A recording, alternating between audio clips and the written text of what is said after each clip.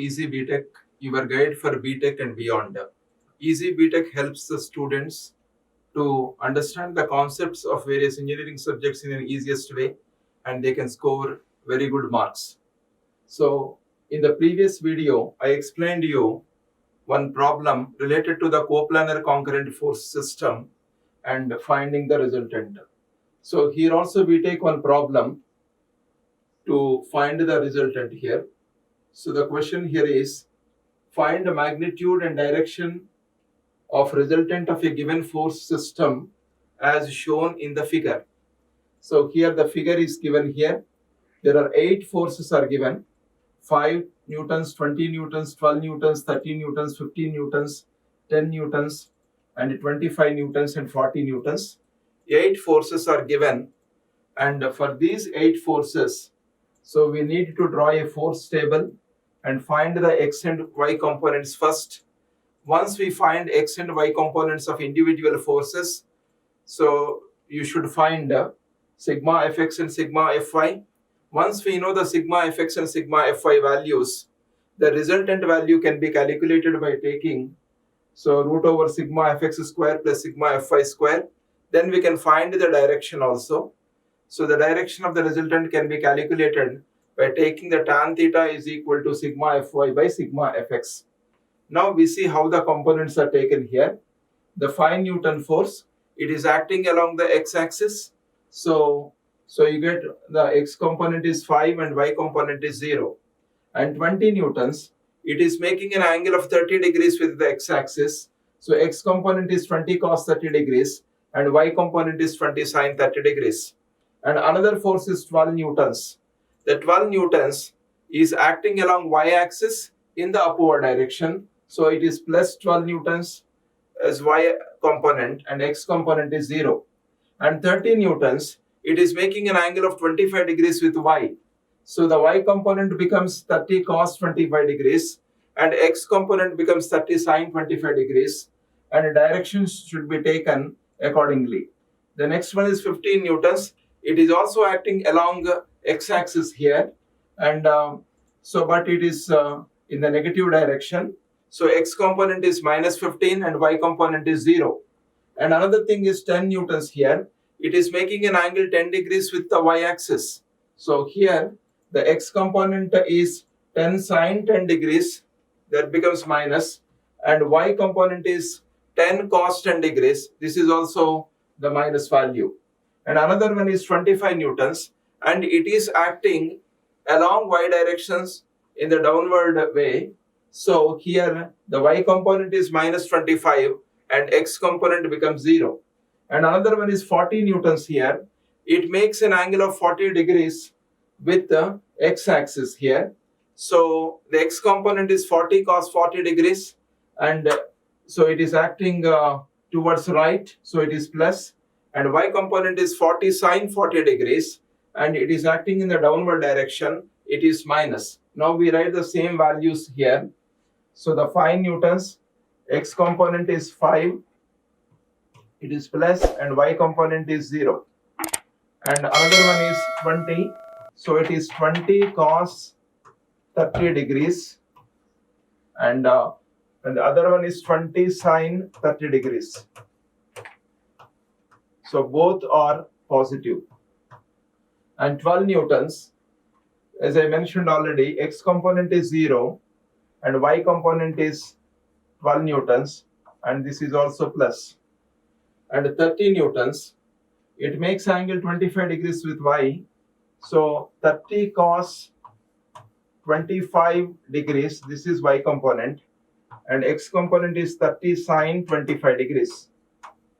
But the x component is minus and y component is plus. So this is plus and this direction is minus. So this is minus. And 15 newtons, it is acting along x-axis. So x component is 15 and y component is 0, but this is minus. And 10 newtons, and it makes an angle 10 degrees with the y. So the x1 is 10 sin 10 degrees and y component is 10 cos 10 degrees. but x is acting towards left, so this is minus, and y is acting downward, so this one is also minus. And the next one is here is, so this particular one, so after 30 newtons, 15 and 25 newtons, and here it is minus 25, and this one is 0 because it is acting along y in the downward direction. Y component becomes minus 25, x component is 0, and 40 newtons making angle with 40 degrees with x axis. So here it becomes 40 cos 40, and this one is 40 sine 40. So if you look at these signs, it is acting towards right. So this one is plus and this is minus. So this one is minus. So these are the components of the different forces that are given. So this represents the coplanar concurrent force system because it is a planar system and all the forces are acting at one point. So once you add all these x components, you get sigma fx. And once you add all y components, you get sigma fy. So the sigma fx value, so in this case is 23.86 newtons, and sigma fy is minus 31.38 newtons. So once you add all these values, you get sigma fx and sigma fy. So once you substitute these values, you get these individual forces. Once you add these values, you get sigma fx and sigma fy. So in this case, now we have seen the sigma fx value, and the another one is sigma fy value. Sigma fy value. So the sigma fx is 23.86 newtons. 23.86 newtons, and the sigma fy is minus value. It is minus 31.38 newtons. So the next one is to find the magnitude of the resultant. Magnitude of resultant.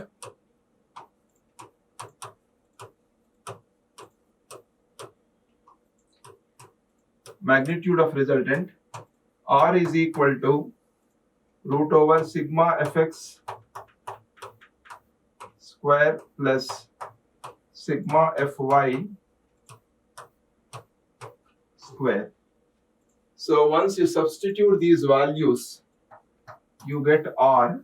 So it is 23.86 whole square plus minus 31.38 whole square. So once you substitute these values, you get the R value. So R is equal to 35.07 newtons. 35.07 newtons. Similarly, you can find the direction of resultant. Direction of resultant.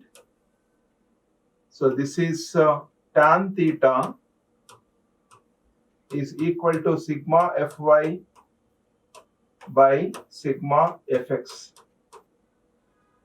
So you take these two values, 31.38. So this is divided by 23.86. So this tan theta value is 1.315. 1.315. So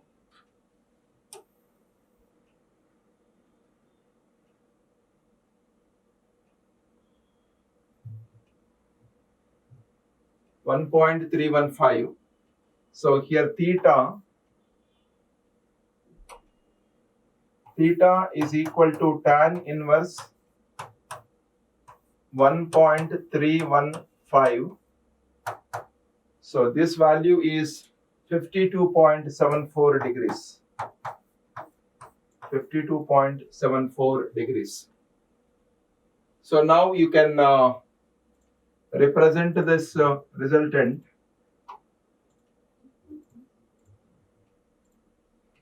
So now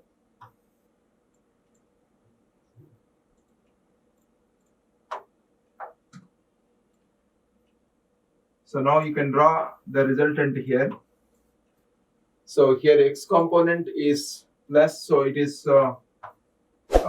sigma fx is 23.86 newtons. This is the x component of the resultant, and y component is minus.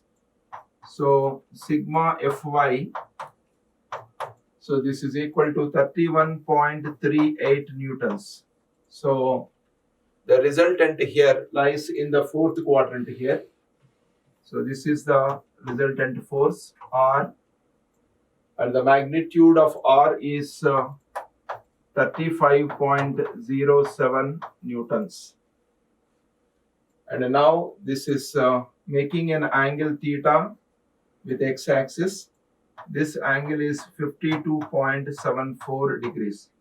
This is how you can represent the location of the resultant. Okay, so this procedure is very simple here. And if you're seen here, all the forces are taken and x and y components are calculated here. And once x and y calculated, so here sigma fx and sigma fy values are also taken.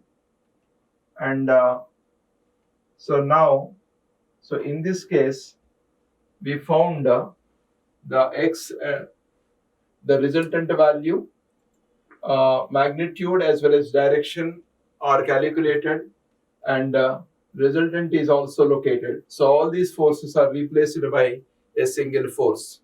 I hope you have understood this particular problem, and I wish you all the best. Thank you.